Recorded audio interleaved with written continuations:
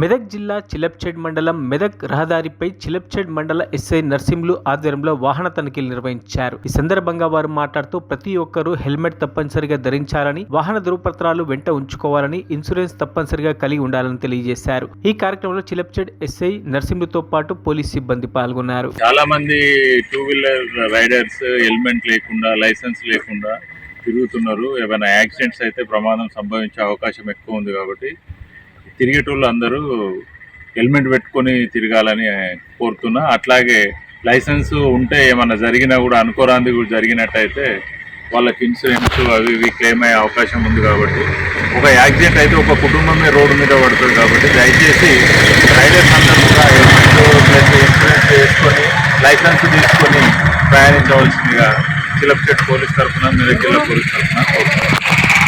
మరిన్ని అప్డేట్స్ కోసం మా ఛానల్ని సబ్స్క్రైబ్ చేయండి.